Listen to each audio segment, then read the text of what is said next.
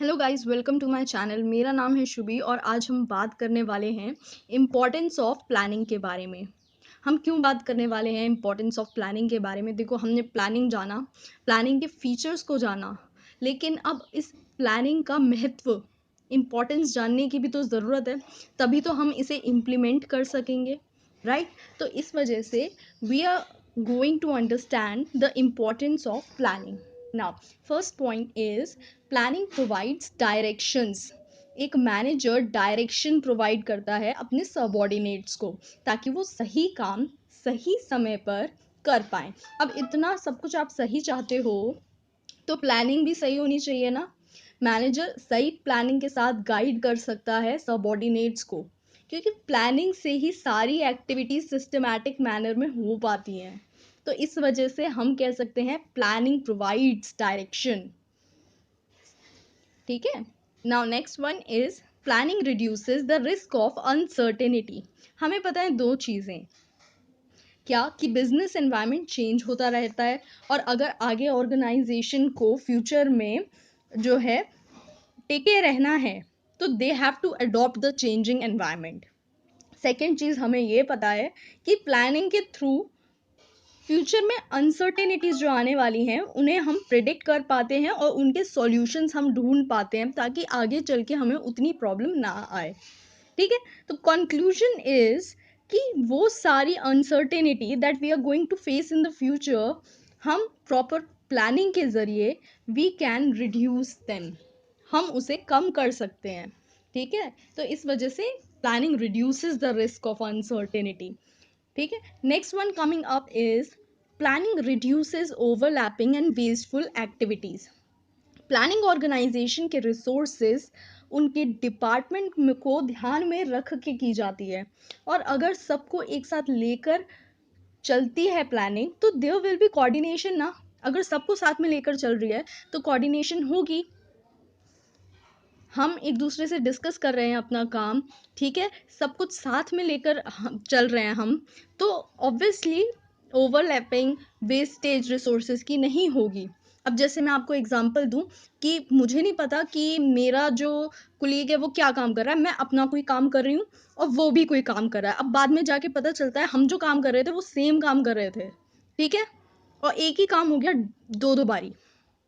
तो टाइम जो है एक तो खराब हुआ, ठीक है, रिसोर्सेज वेस्ट हुए। तो अगर आप कोऑर्डिनेटेड वे में चलते हो तो वेस्टेज नहीं होती रिसोर्सेज की। ठीक है। So this will planning will ensure minimum wastage of resources, और डिपार्टमेंट कोऑर्डिनेटेड वे में चलेंगे तो ओवरलैपिंग डुप्लीकेसी ये सब नहीं होगा। Now next one is planning promotes innovative ideas. Planning एक मेंटल एक्सरसाइज है। हमें हमने पढ़ा था फीचर्स में, राइट? हमने फीचर्स ऑफ प्लानिंग में ये बात पढ़ी है कि प्लानिंग एक मेंटल एक्सरसाइज है। For making better decisions you need to be creative, and when you think creatively that will lead to innovative ideas, और इससे आपकी ऑर्गेनाइजेशन और अच्छा करेगी। You need to have a creative mind to run an organisation. Am I right? कहते नहीं है लोग कि भाई एक बिजनेस में अगर आपको टिकना है, टिके रहना है, तो भैया you have to, you need to have a creative mind, और दिमाग जो है आपको बड़ा खुला रखना पड़ेगा, है ना? कुछ भी हो सकता है कभी भी। डिसीजन मेकिंग, प्लानिंग हेल्प करता है मैनेजर्स को डिसीजन लेने में। अब आप पूछोगे कैसे? Through planning managers are able to see the problems that are going to arise in near future। जो आगे चल के प्रॉब्लम्स आने वाली हैं वो आप देख पाते हो, मैनेजर्स देख पाते हैं, ठीक है, और so they are going to get ready with the solution of the problem well in advance. ये जो आप प्रॉब्लम्स देख पा रहे हो, सॉल्यूशन ढूंढ पा रहे हो, ये हेल्प करता है डिसीजंस लेने में।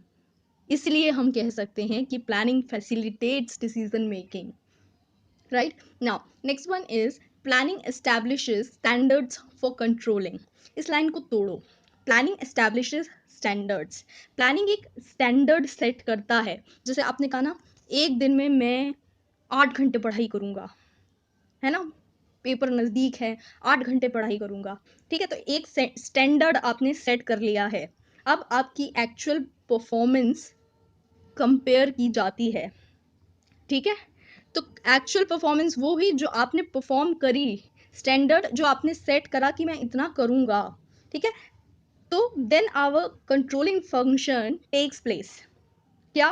कि जो आपने स्टैंडर्ड था और जो आपने एक्चुअल परफॉर्म किया उससे कंपेयर किया जाएगा, डेविएशन ढूंढा जाएगा, करेक्टिव एक्शन लिया जाएगा कि क्या गलती हो गई स्टैंडर्ड सेट करने में, या फिर अगर एक्चुअल परफॉर्मेंस गलत है तो क्या गलत है, क्यों ऐसी गलती हुई हमसे, है ना?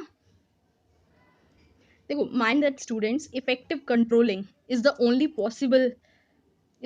Possible when there is effective planning. अगर आपकी प्लानिंग अच्छी है तभी आपकी जो कंट्रोलिंग है वो अच्छी हो पाएगी। देखो, प्लानिंग हमें पता है फंक्शन ऑफ मैनेजमेंट है, फर्स्ट प्राइमरी फंक्शन है मैनेजमेंट का, फिर बाद में जाके ऑर्गेनाइजिंग, डायरेक्टिंग, स्टाफिंग, कंट्रोलिंग, ये सब आते हैं। तो जब आपकी प्लानिंग गलत होगी तो बाकी फंक्शंस ऑफ मैनेजमेंट का कोई महत्व रह नहीं जाएगा, राइट? तो your planning should be strong and it establishes standards for controlling, ठीक है?